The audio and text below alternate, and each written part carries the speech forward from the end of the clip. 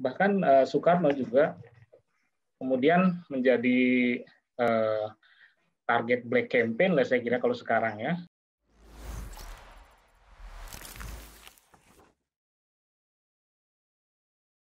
Terima kasih Bung Henry, uraiannya menarik. Nah kalau kita lihat tadi disampaikan Bung Henry pada awal-awal kemerdekaan kita tempatkan dalam konteks zaman Perang Dingin. Waktu itu operasi intelijen itu betul-betul dilakukan secara subvert dan frontal ya. Nah kemudian pada periode selanjutnya kan operasi intelijen itu lebih tertutup gitu, lebih halus, bisa melalui lembaga-lembaga, melalui proksi, melalui orang-orang yang dididik lewat jaringan-jaringan. Itu dilakukan oleh pihak-pihak yang bertikai pada zaman Perang Dingin seperti itu.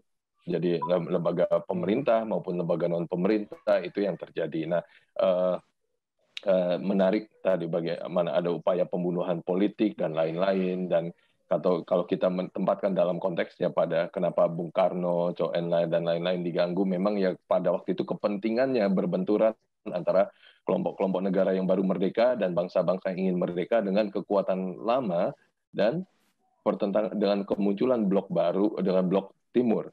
Jadi ada kelompok ketiga, kelompok yang baru merdeka dan ingin merdeka, ini bertentangan dengan kelompok lama, kelompok mapan yang menjadi bagian dari negara-negara penjajah.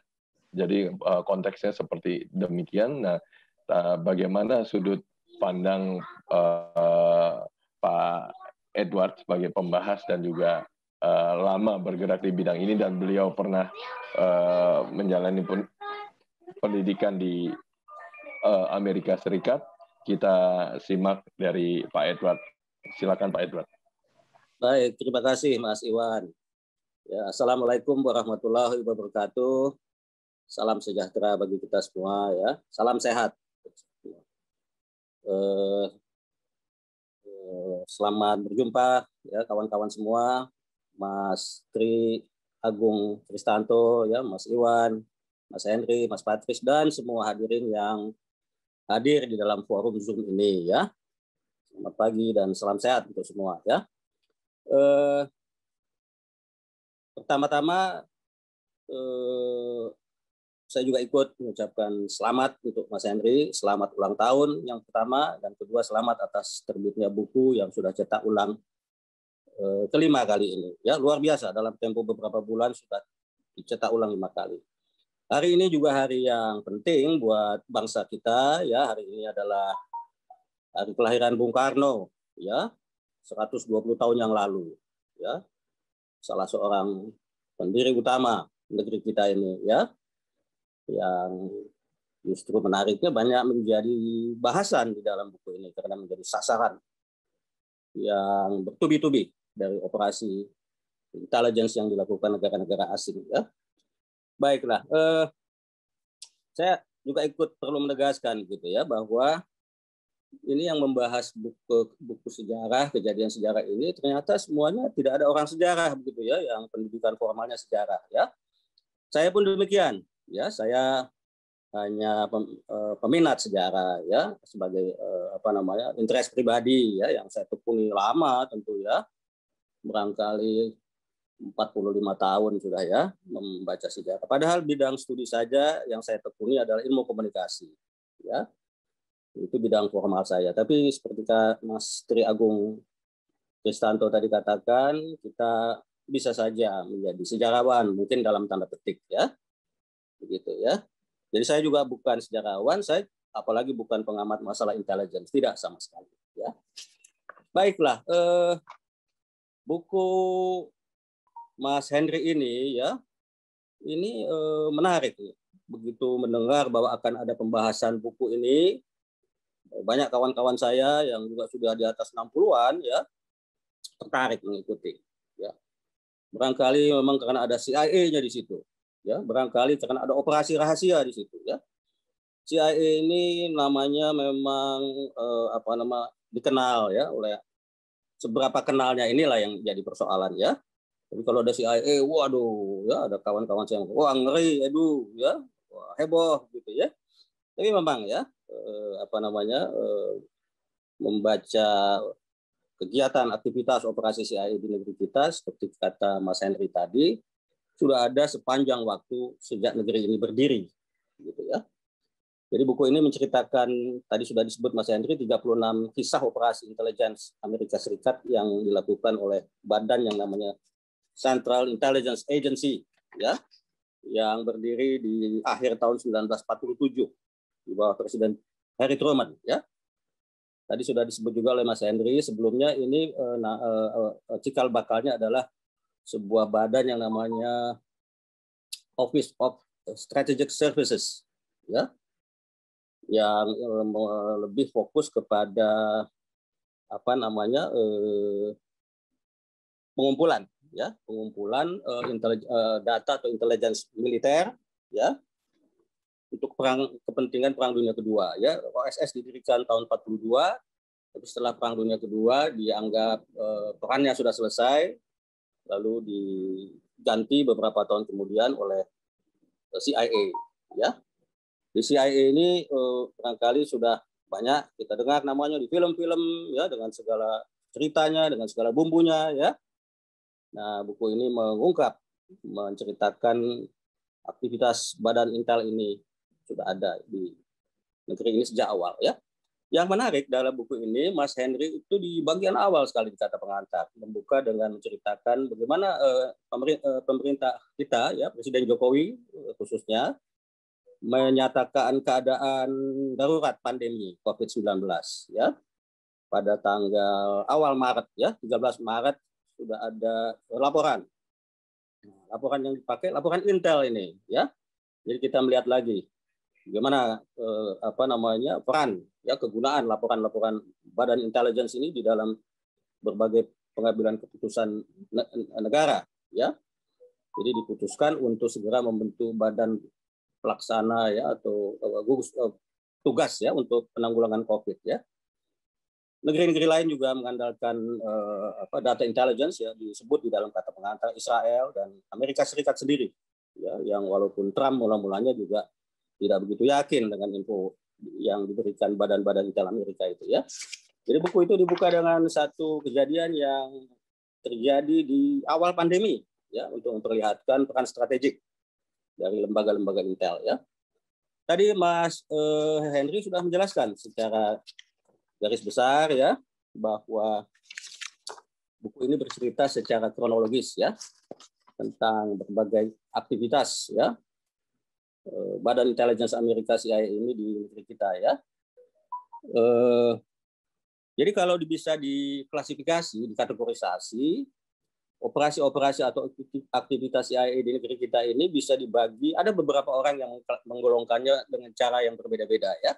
Ada yang menggolongkan periode 1945, 1950, 1950, 1955, 1958, 1960-an, sampai sebelum peristiwa 65, peristiwa 65, pasca peristiwa 65, dan di masa Orde Baru, ya. Ada juga yang lebih sederhana, 1945 sampai 1955 dengan kejadian-kejadian penting, misalnya peristiwa Madiun, ya, peristiwa Madiun. Sebelum peristiwa Madiun, di buku Mas Henry juga diceritakan dan kita bisa gali lebih lanjut di sumber-sumber lain, ada serangkaian pertemuan antara pemerintah negeri kita yang baru berdiri, ya, baru 3 tahun, dengan sejumlah petinggi Amerika, ya. Ya, misalnya yang terjadi di Sarangan di luar kota Madiun, ya, pada Juli 1948, sebelum peristiwa Madiun terjadi, ya. Di situ Presiden Soekarno, Wakil Presiden Bung Hatta, Perdana Menteri Sukiman, ya, Kepala Polisi Sukanto bertemu dengan penasihat politik Presiden Truman, ya, Bernard Hopkins, ya, dan wakil Amerika yang dulu ada di Komisi Jasa Baik PBB, ya, Merle Cohen, yang kemudian menjadi duta besar Amerika di Indonesia, ya. Di situ banyak diceritakan di berbagai referensi, ya, terjadi kesepakatan yang atas usul yang kemudian dikenal dengan nama Red Drive Proposal, ya. Nah, diceritakan banyak, ya, bisa kita rujuk ke berbagai sumber, ya, apa yang terjadi, deal apa yang terjadi, ya. kita menyepakati menggeser ya, dan kemudian malah akan menumpas ya komunis setelah peristiwa 65, peristiwa Madiun 48.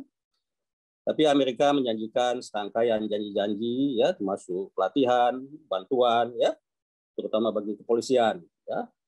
Menarik misalnya pada tahun 48 itu juga Kepala Polisi Sukanto kemudian terbang ke Amerika ya untuk membicarakan masalah pelatihan dan bantuan perlengkapan ya. Tapi sebelum itu ya, tadi Mas Henry juga sudah menceritakan sebelum Republik ini merdeka ya, tahun 44 OSS sudah merekrut orang Indonesia ya. Disebut di situ namanya Mailuku ya, yang nama sandinya Hampi. Ya, sayangnya orang ini kemudian dibunuh ya. Mungkin ya kabarnya oleh pihak Republik yang mencurigakan dia ini kolaborator dengan Belanda ya. Di era tahun 50 awal juga, 52 persisnya, puluhan orang kita dilatih di Saipan ya, juga diceritakan di buku ini ya. Dan ada sejumlah orang ya yang berangkat untuk pelatihan, kemudian juga berlanjut di Okinawa dan sebagainya ya. Lalu ini semua dilakukan Amerika ya, bertahap tadi disebut oleh Mas Henry ya. Di awal barangkali hanya penjajakan dulu ya, mencari ini medannya seperti apa, arena seperti apa nih negeri yang baru berdiri ini ya. Lalu mencari info ya untuk disampaikan ke para pengambil kebijakan Amerika dalam konteks strategi global Amerika, khususnya di negara yang baru berdiri Indonesia ini, dalam rangka memperluas ruang pengaruh Amerika yang saat itu bertarung dengan blok Soviet ya. Nah, di dalam upaya itu ada kemudian meningkat ya. Kalau dulu hanya mencari informasi, kemudian meningkat menjadi mencari kontak ya, pendekatan kepada lingkaran-lingkaran dan elit kekuasaan negeri ini. Kemudian tahun 50-an ya, 48 sudah mulai juga ya. Tahun 50-an ya terjadi rekrutmen, pelatihan ya, bantuan, perlengkapan dan sebagainya ya. Sebetulnya bisa diklasifikasi ke dalam bagian-bagian itu. Aktivitas operasi CIA tahun 45 sampai sekitar 50 awal ya. Nah, setelah awalnya terbatas, maka kita melihat dari ke-36 kisah yang diceritakan Mas Henry dalam buku ini, skalanya meningkat, intensitinya meningkat juga ya. Kalau dulu terbatas, maka tahun 50-an Amerika Serikat waktu itu di bawah Presiden Eisenhower melihat bahwa kita mulai condong ke kiri ini. Dan sudah luas diketahui bahwa Amerika Serikat di bawah Eisenhower ini kurang suka dengan Bung Karno. Ya, ada kisah bagaimana Bung Karno berkunjung ke Amerika Serikat tahun 56. Bung Karno dipaksa menunggu Eisenhower keluar dari ruangannya di Gedung Putih. Dan ini menjengkelkan Bung Karno. Tapi memang dalam banyak literatur kita bisa lihat bahwa Eisenhower ini tidak suka dengan Bung Karno. Dan memang ada kesan bahwa, dan mungkin ada yang banyak yang menulis ya, bahwa ada perintah untuk menggeser Bung Karno ya. Tahun 50-an awal ini yang tadi sudah diceritakan Mas Henry adalah ketika Amerika Serikat berkepentingan untuk menyabot konferensi Asia Afrika ya, di mana negara-negara non-blok akan mengambil kesepakatan di Bandung ya tahun 55. Persis seperti dikatakan Mas Henry tadi, pesawat yang mengangkut rombongan petinggi Tiongkok ya, kalau nggak salah pesawatnya dari Air India kalau nggak salah tuh ya, pesawat besar ya, kalau saya nggak salah jenisnya Lockheed Constellation, besar itu ya. Jatuh di Laut Natuna ya, Kashmir Princess nama pesawatnya itu ya. Sebagian besar penumpangnya tewas ya.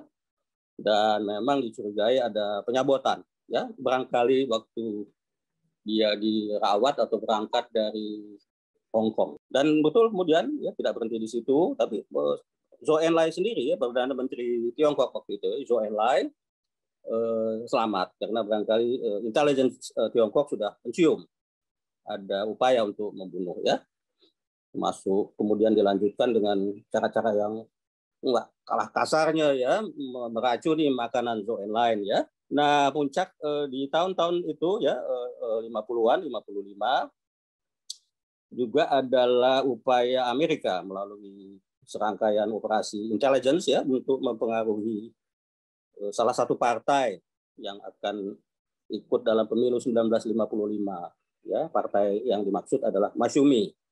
Masyumi ini dijagokan untuk menang ya di dalam pemilu pertama Republik kita ini agar bisa menjadi tandingan buat komunis ya, PKI dan Bung Karno yang dianggap juga mulai condong ke kiri.